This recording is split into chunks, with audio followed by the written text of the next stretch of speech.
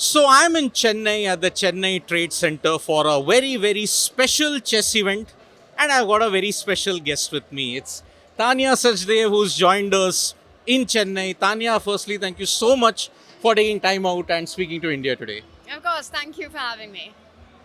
Tanya, when you look at this particular Armageddon event that's been hosted here, what are the benefits when you look at for players who are going to come in this?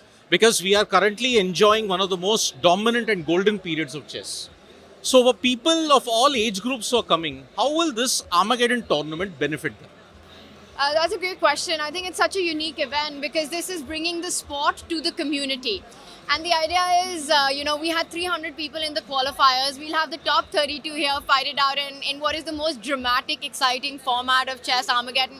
I think before everything else, it's to make them have a really great time with chess. And hopefully have them enjoy the game so much that they take to it. Bringing in the aspect of how important focus, energy, sharpness is. I mean, this is Armageddon where the clock is not just the 17th piece, it is the most important piece on the chessboard there. So it's going to be a lot of fun. And like I said, the best part about it is truly just bringing chess to people. And I think that's what makes it so special. Tanya, when you look at it, if you look at the venue, there is this Darwinian style survival of the fittest. Start at the bottom, go to the pyramid, start, and then at the apex. Does this excite you a lot that, okay, this is a very unique way of how you're encouraging your competition? Absolutely, I think it's going to be very competitive here. And when you see that board number one, that table one at the very top, that's where you want to get to, that's where you want to be. So there's that motivation of just looking there and going, hey, I need to win my games to get there. So love the setup. And I think this is what's again like what Red Bull brings to the table, just makes it so unique and fun and something that we haven't seen before. Correct. So, Tanya, now when you have to look at this whole event, it's in a microcosm of what we are seeing in chess in India.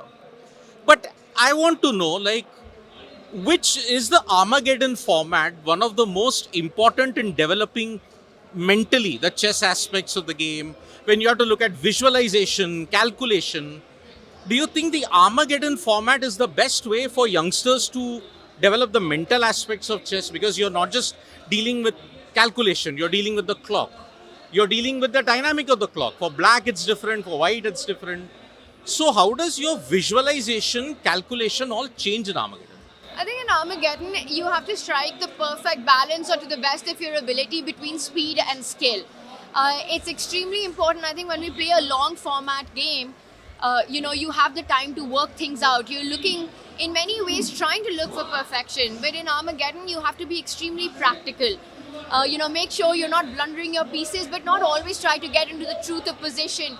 You have to play the clock as much as your opponent's psychology, as much as the color that you're playing with. White has to win on demand. Correct. For black, a draw is enough to win the match. So every game will be decisive.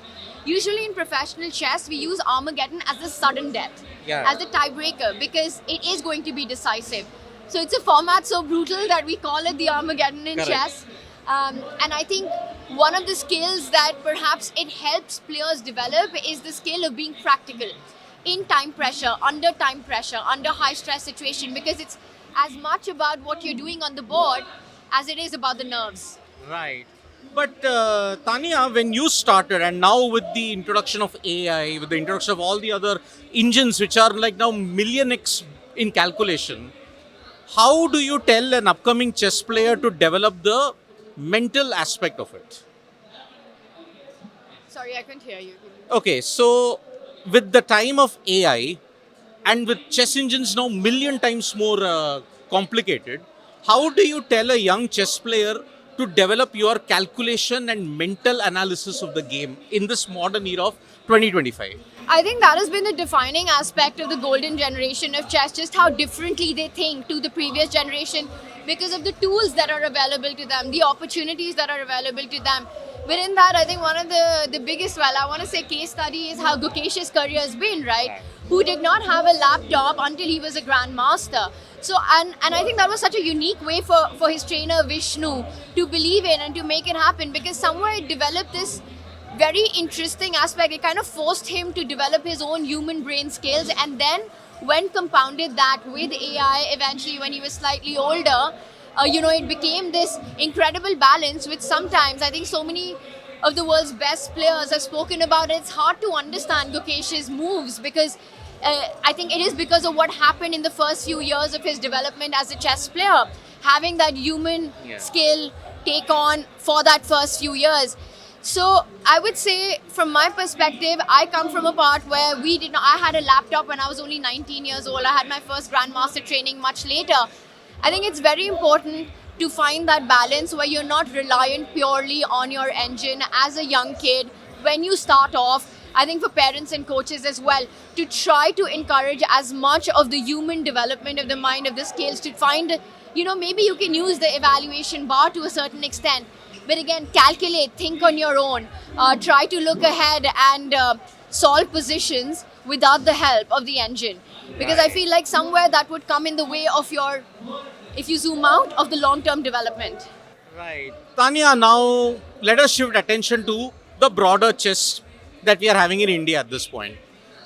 Not just our open section players. You got Gukesh, Pragnananda, Arjun all dominating in the global stages. You've commentated on some of them as well.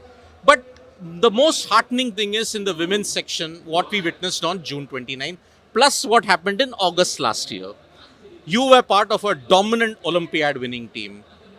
Divya and Koneru Hampi were all there in an all Indian World Cup final. Divya is going to participate in the open category in Grand Swiss. Now, what do you think? Is this the sign of a very robust chess system that is in place because of what in this city a certain Vishy Anand achieved? Yeah, 100%. I think, the girls are not going to be left behind with all the action that we've been seeing by this young generation of chess players. You mentioned Budapest Olympiad, but let's not forget it was in Chennai in 22 that the women team got their first medal, were on the podium. We got the bronze. It was a bit of a heartbreak because we were having the Olympics of our life, where we were gunning for the gold and we were right there. But in the very last round, we lost that match to the United States. We got the bronze, but it felt like more like you lost the gold than won the bronze. But that said, it was still a historic moment. Before that, the Indian women team had never won a medal at the Olympiad. And then, like you said, winning the gold in Budapest, what we saw at the World Cup as well. And I think this is the culmination of so many things, and of course, all of it stands on the shoulders of one man, of Vishy Anand, who, when he did everything that he did, and continues to build that legacy that he does, so much of it on which this golden generation stands on, there was no roadmap to Indian chess. It was a one-man army. And he's been sort of the beacon of everything. And I think that explains why Chennai has been the heartland of Indian chess. It's the legacy of Vishy, it's the new generation. And I think the chess fever is catching on the rest of the country as well. Last couple of questions, Tanya. When you look at Divya's decision, World Cup winner, but she's going to participate in the open category at Grand Swiss. Will that pave a way for more players, like women players, to let us try our hand in the open category? And many people are asking, why is there a distinction between open and women? Can you just dispel certain myths that are there that are floating? Oh, women can't play in open, they can't do all that. Can you just dispel some notions of that? I think it's a fantastic decision by Divya to play in the Open and Grand Swiss. And of course, that's also guided by that she's already in the candidates after her incredible performance at the World Cup earlier. I've been teammates with her, so I've seen her relentless attitude up close. She's fearless on the board. She plays uncompromising chess. She's ready to take on everyone. And I think the World Cup victory is just, it's such a huge win, but it's also just the start for Divya. And I think for players like her and even Goryachkina taking that same decision of playing in the Open, it's definitely going to inspire a lot of young girls to follow that path, to do the same. I believe that I personally am not against women titles. I do think it encourages and inspires a young generation and the current generation to keep playing chess, to give their best. But I think true potential is realized when you play in the Open from a young age. And I think that's super important to work with the boys, to train with the boys, to play with them. Because the idea is not to be a strong female player. The idea is to be the strongest chess player that you can be. And I think that comes from a young age. And I really encourage participating in open events as much as you can, to play, to train, with boys amongst them. And I think that's what I've seen in Chennai so many times. Another reason why we see so many youngsters, boys and girls, come out, that they're working together, they're playing amongst each other. In Judith Polgar, her example as well, right? So while I do think there's a case to be made for women titles, I think true potential is to be realized the more you compete with boys trying to become the best chess player that you can. And Tanya, unfortunately, when you look at Gukesh, December 2024, we all cried with joy when he won that World Championships. Now, he's unfortunately been having a torrid time. And there are many people who are unfortunately going after him. Oh, he's just a champion by chance. Because we've covered chess, we've seen all the online comments that come in. What is your message for Gukesh at this point in time? Because he unfortunately didn't do well in Superbet Romania, just missed out on Tata Steel. Now, in the previous tournament also in St. Louis, he had his chances but he didn't capitalize. How tough is it being a world champion and also going into a world championship year for an 18-year-old? I don't think I have a message for Gukesh. I think he has the right team, the right people guiding him, doing everything correct. So keep doing that. And but I have a message for, I think, people who have these things to say about his performance. While I understand that, as a world champion, of course, every single result of yours comes under the microscope, and every draw that you might have, every loss that you might have is weighed against your world championship crown. While I get that, but let's not forget, he had a fantastic run at the Tata Steel as well, where he narrowly missed it in the tiebreak against Pragnananda. And also finishing third at Norway Chess, where he did win against some of the biggest names, Magnus, Hikaru as well. So those were some great performances. And I think, to me, the fact that the road that he had to become the world champion, winning the Chennai Grandmasters, qualifying for the candidates, where he played against the biggest heavy hitters of chess, every single a motivated Hikaru, a motivated Fabi, Jan Nepomniachtchi, everybody, Alireza Firouzja, and had an incredible candidates. Lost only one game to Alireza and bounced right back. Played his first world championship match, and the mental fortitude, the fighting spirit that he showed, becoming the youngest ever world champion. I think he, in every way, according to the system that exists, and I think it's clear, Gukesh has said it himself, he's the world champion, but he's not the best player on the planet. That's not even the argument. But give him time. He became world champion at 18. And while I get that, people on the internet are quick to judge and quick to point out and quick to judge every single result, which probably comes with the territory of being world champion, let's not forget what a great achievement it is. And he has his whole career in front of him. Tanya, last question. In ascending order, which was your best moment when you have to look at, you're transitioned into a commentator, you're also a player. I want to ask, which is harder, playing or commentating? And second, I only know you for three things in the commentary bit.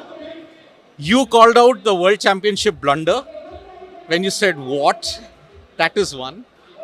You commentated with Hans, which I don't know how complicated it was during the freestyle Las Vegas event. And you called out Magnus's blunder in Norway. Which for you was the most memorable moment that you called out amongst these three, which I have? That's a tough one, or maybe an easy one. I think if you talk purely about sort of a core memory, it has to be the World Championship match, because such a historical moment for India, but also for chess overall, right? Having the youngest ever world champion, and we were also ready for the tiebreaker. Yeah. We were all getting ready for another action-packed day. I remember being in Bombay with the team, we were discussing, do we move to a bigger venue, have more live fans? Every guest that we had Vishy on the show, we had Vidit on the show. Everyone said this is going to be a draw and the World Championship will be decided in tiebreakers. And then you have Rook F2 happen. I think that will be something that will stay in all of our minds and memories for a very, very long time to come. One of those photographic moments that go on posters and t-shirts. And again, just the emotions that flowed after that. I remember when Rook F2 was played and the bar suddenly shoots up, right? Yes. And as it did, you had our whole audience rise up as well Correct, to yeah. exactly that moment. Everyone in chat was going crazy. We were going nuts in the commentary panel. So I would say that that is definitely in recent memory as a commentator, something that will leave a big impact and will be a core memory. I think as a player, looking back at it, I would say that it's the first time I became national champion, because I think that's when I truly believed that I had it in me to make a career Right. out of chess. I made it to the national team, which was a big dream of mine, and went on to play the Olympiad since 2008, and it happened in Chennai, my first Yes. national championship. Wow. So yes, I don't know what is harder, Rook F2 or Knight E2, because that was a blunder Magnus made in Norway. So yep, that was Tanya Unplugged with India today for this very special event. Do join us for all the latest sporting action that we have on Sports Today. Do subscribe. And Tanya, once again, thank you so much for taking time out.